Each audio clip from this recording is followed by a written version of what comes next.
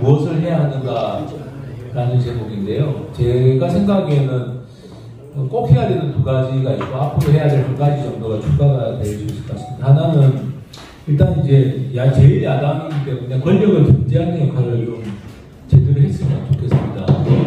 많은 국민들이 지난 대선 때 심지어는 윤석열 대통령을 찍었던 국민들조차도 지금 상당히 많이 돌아서 있는 상황인데 문제는 이제 지금 권력이 폭주를 하기 시작했죠. 이제 완전히 노골적인 폭주입니다. 아시는 것처럼 KBS 박문진 이사장까지 해임을 하고 이런 거는 정현주 방송통신심의위원장 같은 경우는 업무 추진비를 부당하게 사용했다는 이유로 해촉을 했는데요. 지난주에 사실은 특수활동비를 영수증도 없이 썼던 사람들이 지금 업무 추진비 몇만 원, 3만 원, 1인당 3만 원 넘게 썼다고 지금 해촉을 시킨, 그것도 독립기구의 수장을 해촉을 시킨.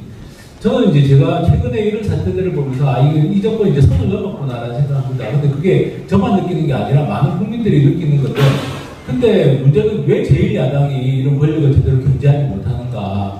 이게 이제 저는 많은 국민들이 가지고 있는 답답함이라고 생각합니다.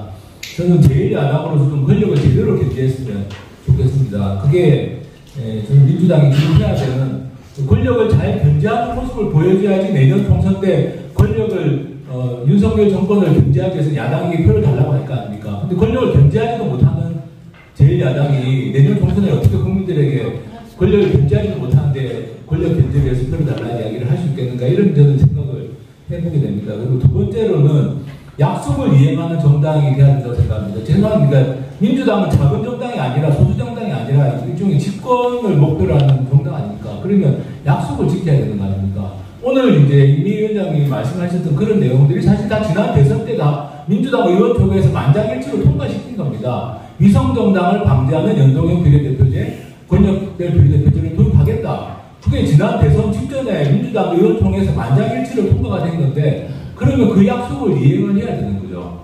그 구체적인 방법은 제가 마지막에 말씀드리겠습니다. 어쨌든 그 약속을 이행한 정당이 되어야 된다. 저는 제1야당으로서 권력을 견제를 하고, 그 다음 집권을 목표로 하는 정당으로서 약속을 이행하는 정당이 된다면 저는 굉장히 많은 국민들이 민주당에 대한 신뢰를 회복할 수 있을 것이다 라는 생각을 합니다. 그 두 가지가 저는 필수라고 생각하고요. 거기다 하나 더 덧붙인다면 이건 당장에 가능하지 않을 수 있습니다. 저는 유능한 정책정당이 돼야 된다고 생각합니다. 보수든 진보든 저는 유능한 정책정당이 되는 것이 아까 서복경 교수님 말씀하신 것처럼 정당으로서의 기본 소명이기 때문에, 근데 이게 당장에 쉽게 될 수 있는 일이 아니라고 봅니다. 사람도 이 준비를 하려면 시간이 필요하지만 정당도 준비하는데 시간이 필요해서 당장에는 유능한 정책정당의 모습을 보여주지 못한다면 아까 말씀드린 두 가지, 권력을 제대로 견제하고 집권정당으로서 약속을 이행하는 모습을 보여달라, 이런 말씀을 좀 드리고 싶습니다. 그런데 이제 오늘 많이 이야기가 나왔던 선거제도와 관련해서 어떻게 그러면 하면 될 거냐. 아까 김영배 의원님께서 세 가지가 민주당의 입장이라고 말씀하셨습니다. 준연동형을 유지한다. 그리고 권역별 비례대표제를 도입한다. 그리고 비례대 의석을 60석으로 확대한다. 그게 민주당의 기본 입장인데, 그러면 지금 민주당은 국민의힘하고 협상을 해도 협상이 안 될 겁니다. 왜냐하면 국민의힘은 비례 의석 늘리는 거 반대, 준연동형도 반대, 권역별도 반대할 겁니다. 그러면 협상이 안 되는 거죠. 그럼 협상이 안 되는 걸 뻔히 알고 있습니다. 지금 이 민주당이 지금 현재 당론이라고 말씀하신 김영배 의원님이 말씀하신 안으로는 국민의힘하고 협상이 안 될 겁니다. 그러면 민주당의 선택은 두 개 중에 하나겠죠. 국민들과의 약속을 어기고, 국민들과의 약속을 어기고 국민의힘하고 손을 잡든지, 야합을 하든지, 아니면, 국민들과의 약속을 지키기 위해서 국민의힘과 타협하지 않든지, 두 가지 선택 중에 하나를 해야 되겠죠. 저는 어느 걸 해야 될지도 너무 명백하다고 봅니다. 이렇게 권력이 폭주하는데, 그 폭주하는 권력에 여당하고 선거법과 관련해서는 우리는 타협을 한다, 합의를 한다. 그거는 저는 국민들이 봐도 너무 설득력이 없고, 그 타협의 방향 자체도 민주당이 대선 때 국민들에게 했던 방향하고도 정반대의 방향으로, 그거는 이제 과거의 변리평으로 회귀하면서 결국에는 이제 이 두 거대 정당만의 이해관계에 부합하는 안이 되겠다. 제가 한 가지만 더 말씀드리면, 권역별을 하려면 준연동형이 유지가 돼야 됩니다. 준연동형이 유지가 돼야만 권역별 비례대표제라는 게 성립 가능합니다. 병리평으로 돌아가면은 권역별을 할 수가 없습니다. 왜냐하면은 병리평은 따로따로 뽑는 거라서, 가령 대구 경북권 쪽에서 서울서 비례의석을 엄청 늘려가지고 10석을 주더라도 10%가 나와야지 한 석을 가져가는 게 병리편입니다. 그러면 그 안은 소수야당, 소수정당들은 절대로 반대하고 시민사회도 절대로 반대하기 때문에 그 안은 될 수가 없습니다. 그러면 병리편으로 회귀한다는 건 권력별 비례를 영원히 포기하는 거나 마찬가지입니다. 그러면 이거는 노무현 정신, 헌정만 정신하고 완전히 반대되는 안인 거죠. 그럼 민주당이 할 수 있는 선택은 지금은 국민의힘하고 타협을 하려면 병리편으로 회귀해야 되고, 그러면 국민의힘하고 타협을 하지 않는 방법밖에 없습니다.